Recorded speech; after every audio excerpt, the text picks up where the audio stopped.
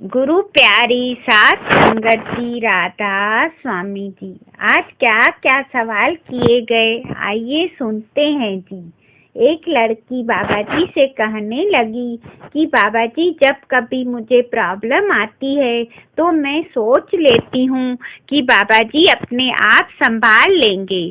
तो बाबा जी ने समझाया कि बेटा, हमें जो कुछ भी मिलेगा वो हमारी करनी का मिलेगा। अगर हम ये सोचकर बैठ जाएं कि डेरे जाएंगे और बाबा जी सब संभाल लेंगे तो ये हमारी गलती है। हमें अपनी तरफ से पूरी मेहनत और कोशिश करनी चाहिए। प्रॉब्लम को सॉल्व करने के लिए मेहनत करनी है। एक भाई ने बाबा जी से कहा, बाबा जी, आपसे एक विनती है कि आपका भजन सिमरन करता रहूं, आपके दर्शन होते रहें, बस इतनी कृपा बनाए रखना। बाबा जी ने कहा कि बेटा, सोच तो हमारी बहुत अच्छी है, लेकिन लफ्जों में नहीं, करनी में जाहिर करनी है, तभी कुछ हासिल होगा। तो आगे यही भाई बाबा जी से कहने लगा कि बाबा जी, घर में कुछ दिक्कतें आ गई है, जिस वजह से सत्संग और सेवा पर नहीं हो पाता।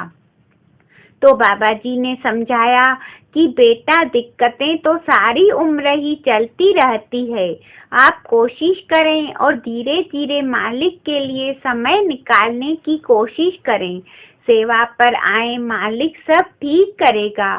फिर एक भाई बाबा जी से कहने लगा कि बाबा जी, आप अपनी तरफ से सत्संग में बड़ा ही खुलकर समझाते हो, लेकिन फिर भी हम भजन सिमरन नहीं करते। हम ऐसा क्या करें कि जिससे हमारा भजन सिमरन हो सके। बाबा जी ने कहा कि बेटा, अब ये तो आप ही बता सकते हो कि क्या करना चाहिए। फिर बाबा जी ने इस भाई को समझाया कि बेटा, जैसे शरीर की भूख के लिए रोटी चाहिए, वैसे ही आत्मा की भूख के लिए नाम की कमाई चाहिए। आज हम उस चीज के लिए तो सोच रहे हैं जो हमें कुछ सालों के लिए मिला है, लेकिन जिसने हमेशा हमारा साथ निभाना है उस चीज को भूले बैठे हैं। जब तक भजन सिमरन नहीं करेंगे हमारी रूह को शांति नहीं मिलेगी। फिर एक लड़का कहने लगा कि बाबा जी, आपके दर्शन करके मन को शांति मिल जाती है। आपसे विनती है, हमेशा ऐसे ही दर्शन देते रहना। बाबा जी ने हंसते हुए कहा, बेटा, जिस दिन तेरी शादी हो जाएगी उस दिन तू बाबे के दर्शन नहीं करेगा। ये सुनकर संगत हंसने लगी थी। फिर यही लड़का कहने लगा कि बाबा जी, आप मुझे कुछ ऐसी बात बताओ कि जो मुझे हमेशा याद रहे। बाबा जी ने कहा कि बेटा, अच्छे इंसान बनो, कभी किसी का दिल मत दुखाओ। फिर एक लड़की ने बाबा जी से कहने लगी कि बाबा जी, जब हम कभी अच्छा करते हैं तो लोग उसका गलत मतलब निकाल लेते हैं और हमें बोलने लगते हैं। बाबा जी ने समझाया कि बेटा, किसी को गलत लगा होगा तभी तो ऐसा बोलता होगा न। बड़े महाराज जी कहा करते थे, हमारी कमी बताने वाला इंसान ही हमारा सबसे अच्छा दोस्त होता है। जो हमारी कमी देखकर भी उस पर पर्दा डाल दे वो हमारा शुभ चिंतक नहीं हो सकता।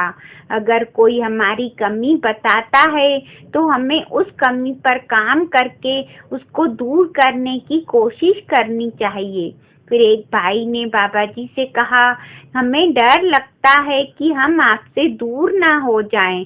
कई बार लाइफ में बहुत गलतियां हो जाती है। तो बाबा जी ने समझाया कि बेटा, मालिक ने ये जीवन कर्मा के कारण दिया है। मालिक ने हमें यहाँ भेजा है क्योंकि हम परफेक्ट नहीं हैं। हम अब सबसे गलतियां भी होती है और हम माफी भी मांग लेते हैं। हमें गलतियों से सीखना चाहिए। जब तक हम गलतियों से सीखेंगे नहीं तब तक हम गलती करते जाएंगे। फिर एक बीवी कहने लगी कि बाबा जी कभी कभी ससुराल वाले उतना प्यार नहीं दे पाते तो हमें अपने मायके की याद आने लगती है। तो बाबा जी ने समझाया कि बेटा हम दूसरों से तो उम्मीद रख लेते हैं कि वो हमारी सोच को समझें, लेकिन हमारी भी तो एक जिम्मेदारी है और जब हम उनकी सोच की कद्र करेंगे और अपनी जिम्मेदारी को निभाएंगे तो कल को वो भी हमारी सोच की कदर करेंगे। फिर एक लड़की कहने लगी कि बाबा जी हम 5 बहनें हैं, आपसे विनती है कि आप हम 5 बहनों पर अपनी दया मेहर बनाकर रखना। तो बाबा जी ने मुस्कुराकर कहा 5 प्यारियां। ये सुनकर संगत हंसने लगी थी। फिर ये लड़की कहने लगी कि बाबा जी मैं ऐसा कोई काम करना चाहती हूँ जिससे मैं आपका और अपने माँ बाप का नाम रोशन कर सकूं। तो बाबा जी ने समझाया कि बेटा ऐसा बोलो कि सही तरीके से नाम रोशन करना चाहती हूँ। फिर यही लड़की कहने लगी कि बाबा जी पिछली बार मेरी बहन ने आपसे सवाल किया था और उसने आपसे पूछा था कि क्या वो पायलट बन जाए तो आपने हाँ कही थी। अब वो कुछ ही दिन में पायलट बनने जा रही है। अब वो आपके साथ रहकर सेवा करेगी और आपका जहाज को ऑपरेट करेगी। तो बाबा जी ने हंसते हुए कहा कि बेटा बीवियों के साथ रहकर मैंने अपनी जान जोखिम में थोड़ी ना पानी है। ये सुनकर संगत बहुत हंसी थी। फिर यही बहन कहने लगी कि बाबा जी कभी कभी मैं आपके साथ गुस्से से बात कर लेती हूँ तो उसके लिए सॉरी। बाबा जी ने कहा कि बेटा मैं तो अब तो आदी हो गया हूँ, निकाल लिया करो कुछ मुझ पर जितना मर्जी गुस्सा। ये सुनकर संगत फिर से हंस पड़ी। फिर एक भाई ने पूछा कि बाबा जी कभी कभी हम कोई प्लानिंग करते हैं तो वो प्लानिंग हमारी पूरी नहीं हो पाती और हम मायूस हो जाते हैं। बाबा जी ने समझाया कि बेटा अगर सबकी प्लानिंग पूरी होने लगी तो संसार में तो तबाही मच जाएगी। हमारा काम है मेहनत करना, बाकी जो कुछ भी होगा वो उस मालिक की मौत से होगा। फिर एक बीवी कहने लगी कि बाबा जी मैं और मेरे पति दोनों सरकारी नौकरी करते हैं और मेरे पति हमेशा समझाते हैं कि हमें तो बाबा जी के बताए रास्ते पर ही चलना है। कभी कभी काम करवाने के लिए लोग हमें रिश्वत देने की बात करते हैं लेकिन हम उन्हें मना कर देते हैं।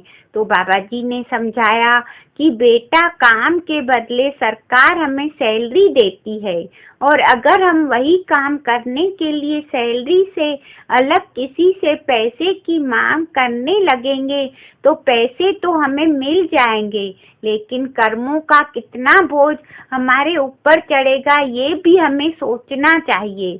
मालिक ने जो किस्मत में लिखा है उससे ऊपर अगर हम कहीं से कुछ गलत तरीके से ले लेते हैं तो वो कई गुना होकर निकल जाएगा। इसलिए हमें सिर्फ हर कलाल की कमाई करनी चाहिए। फिर एक बीवी कहने लगी कि बाबा जी आज सुबह सत्संग में आप नहीं आए, फिर हुजूर जी दर्शन देने आए थे। तो बाबा जी ने ये सुनते ही घूमकर हुजूर जी की तरफ देखा और कहा कि आप कब आ गए। ये सुनकर हुजूर जी हंस पड़े। बाबा जी बोले मैं वहाँ कोठी में इनकी वेट कर रहा था और ये गाड़ी को लेकर अकेले ही सत्संग में चले गए। मैं वहाँ देख रहा हूँ कि हुजूर जी कहाँ चले गए। इस बात पर हुजूर जी के साथ सारी संगत जोर जोर से हंसी थी। फिर एक बीबी ने कहा बाबा जी इतना खूबसूरत मौका देने के लिए आपका शुक्रिया। बाबा जी कभी कभी जब हमारा कोई दोस्त या रिश्तेदार हमें तकलीफ पहुंचाता है या हमारे साथ गलत बर्ताव करता है तो हम उससे दूरी बना लेते हैं, लेकिन अगर घर का ही कोई सदस्य हमें तकलीफ दे और हमारे साथ गलत बर्ताव करे तो हम बैलेंस कैसे बनाएं। बाबा जी ने इस बीवी को समझाया कि बेटा, मुझे नहीं लगता कि कोई भी किसी दूसरे के साथ इस उद्देश्य से बुरा बर्ताव नहीं करता कि वो उसका बुरा चाहता है। हम सबकी सोच और नजरिया अलग होता है। दूसरों के नजरिए और सोच को समझे बिना हम कभी कभी चाहते हैं कि वो भी हमारे अनुसार ही चले, और जब वो ऐसा नहीं करते तो हमें बुरा लग जाता है। जबकि अगर हम अपनी सोच के हिसाब से उन्हें चलाना चाहते हैं तो हमें उनकी सोच और नजरिए की भी कद्र करनी चाहिए। जब हम उनकी बात को अच्छे से सुनेंगे और समझेंगे तो एक दिन उन्हें भी एहसास होगा और वो भी आपकी सोच की कदर करेंगे। फिर एक सवाल एक लड़की ने बाबा जी से किया, और ये सवाल हम सबके जीवन में बहुत अहमियत रखता है। इस लड़की ने पूछा कि बाबा जी, आप सत्संग में अक्सर कहते हो कि किस्मत हमें एक मोड़ पर लाकर खड़ा कर देती है, और वहाँ उस मोड़ पर से हमें किसी एक रास्ते को चुनना होता है। जब हम अपनी विवेक की ताकत का इस्तेमाल करके किसी एक रास्ते को चुन लेते हैं तो क्या वो रास्ता पहले से हमारी किस्मत में लिखा होता है? बाबा जी ने इस लड़की को समझाया कि बेटा, ऐसे डिसीजन हम अपने मन पर बड़े प्रभावों के आधार पर लेते हैं। अगर हमारे मन पर पॉजिटिव प्रभाव पड़े होंगे तो हम एक सही रास्ते को चुनेंगे, और अगर नेगेटिव प्रभाव होंगे तो हम गलत रास्ते को चुनकर बैठ जाते हैं। इस बात से कोई फर्क नहीं पड़ता कि हम अपने टीचर से और माता पिता से क्या सीखते हैं। कुछ डिसीजन जिंदगी के तजुर्बे के आधार पर हमें लेने होते हैं। फिर एक भाई ने बाबा जी से कहा कि बाबा जी, 15 साल पहले नामदान लिया था। पहले प्रकाश दिखाई देता था, लेकिन अब न जाने प्रकाश कहाँ चला गया है। बहुत कोशिश करता हूँ लेकिन प्रकाश दिखाई नहीं दे रहा। बाबा जी ने समझाया कि बेटा, प्रकाश कहीं नहीं गया, बस हमारा ध्यान ही दूसरी तरफ भटक जाता है। मालिक तो 24 घंटे हमारे अंदर है। ध्यान भटकने के कारण हम मालिक की पहचान नहीं कर पाते। बाकी आप परख मत करो, गिनती में मत लाओ, बस अपनी सेवा करे चलो। हमारा काम है बैठना, ध्यान लगा पाना हमारे बस की बात नहीं।